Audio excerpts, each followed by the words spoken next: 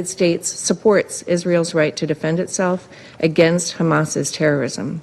And ultimately, Israel has a right to decide what is necessary for its security and what measures are appropriate to end the threat posed by Hamas and other similar groups.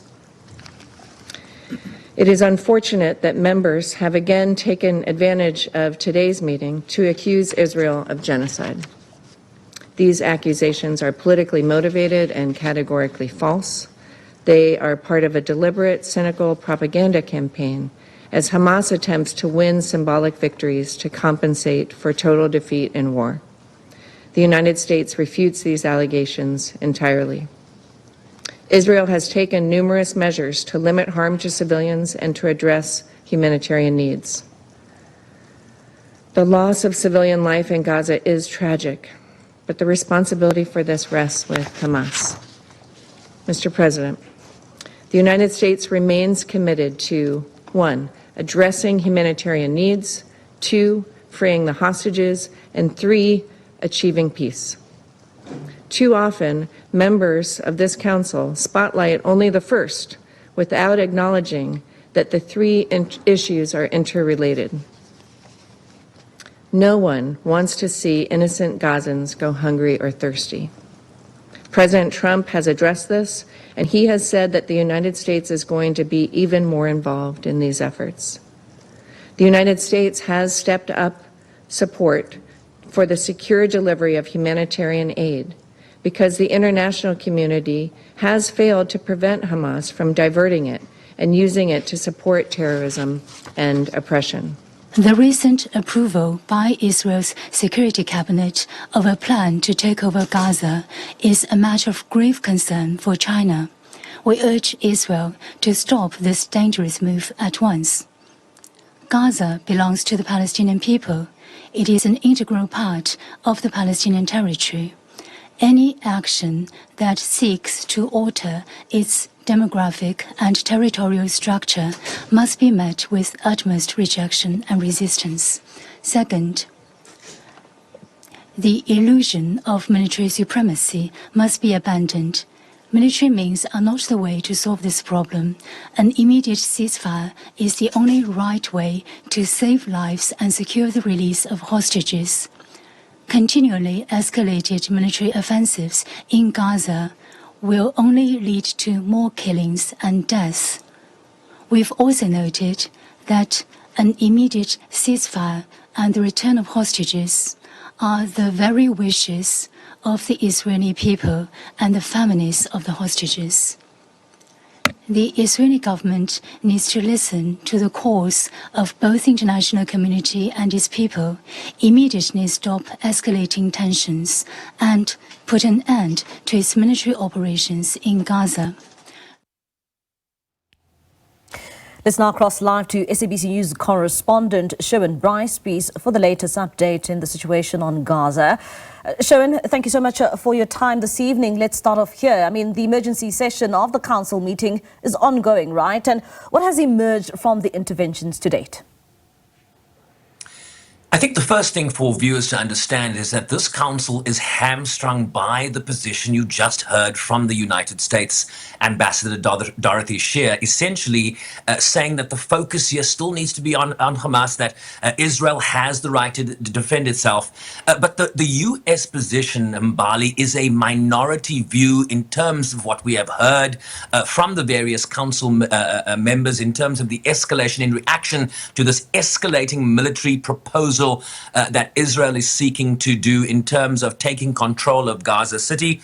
We also heard earlier from UN officials, the Assistant Secretary General for Political and Peace-Building Affairs, Miroslav Yenka, and also a representative from the Office for the Coordination of Humanitarian Affairs. And the broad consensus is that the situation in Gaza is dire. It's a humanitarian catastrophe, and this military escalation in Gaza City will only makes that situation worse. Let me quickly give you a rundown of what key members of the council have said on this decision. The United Kingdom: the decision is wrong and we ask the government of Israel to reconsider. Denmark: we condemn the decision. France condemns the Israeli plans for Gaza City, calls for a reversal of the decision, but also calls on Hamas to immediately release the hostages. Greece, we condemn Israel's decision, urge Israel to reconsider.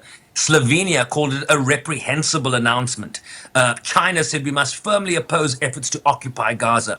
Pakistan, the Security Council, must be ready to impose a cost on Israel, including the intervention, the deployment of an intervention force to protect the Palestinian people. The United States, of course, called it a counterproductive role that governments in the council were playing. The focus needs to be on Hamas. We need to hold other terrorist organizations responsible. And then we also heard from Algeria. Algeria said that these are war crimes that were being perpetrated against the Palestinian people.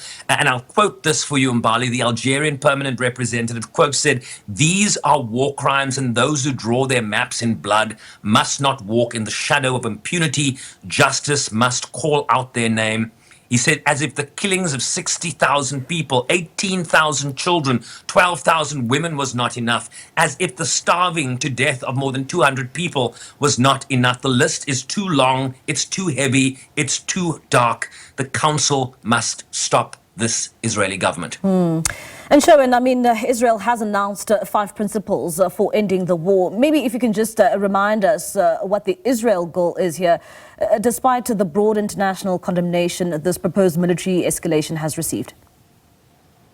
Yeah, and what has been clear from the United Nations, from the UN Secretary General Mbali in particular, is that they are unequivocal that there is no military solution to the crisis in Gaza. And so while you see this proposal for an escalation, that is the broad consensus, certainly from the United Nations and certainly from a majority of member states at these United Nations, including in the Security Council. Israel's Prime Minister has laid out the 5 points.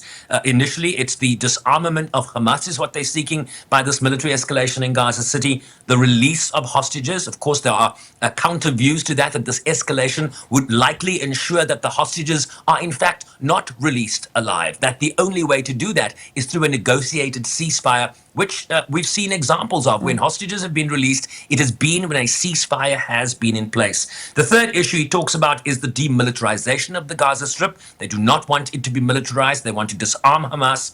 They also want Israeli security control over Gaza, and the establishment of an alternative civilian administration that does not include Hamas or the Palestinian Authority. So the question then is, who would then lead a civilian government in Gaza in the absence of the Palestinian Authority and Hamas? These are the questions that the international community is grappling with now.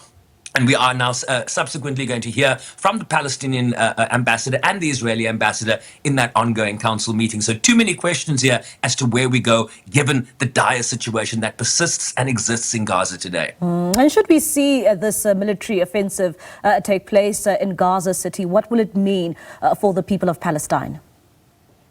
It would mean more displacement. It would mean more killing. You know, understand, Mbali, that there is no space to move people to in Gaza. Essentially, the Israeli military controls about 75%. We understand that if they were to move into Gaza City, this would then be in control over 85% of that area. A lot of the area is uninhabitable. I mean, just look at the drone footage we have seen of the situation. Essentially, buildings have been, this entire enclave has been reduced to dust. So the complication is, where do people go when you have military operations in Gaza City? We understand there are about 900,000 people currently living in shelters in various refugee camps, internally displaced people that have been displaced several times already. Where do they go? All this is going to do is, yes, achieve maybe these military goals of Israel, but also undermine the human dignity of the Palestinian people there, because they are already living in really, really inhumane conditions, and this will only exacerbate that. All right, Sherwin, thank you so much for that update. That's SABC News correspondent from New York, Sherwin Bryce-Pease, just giving us the latest there in that breaking news coming in this evening.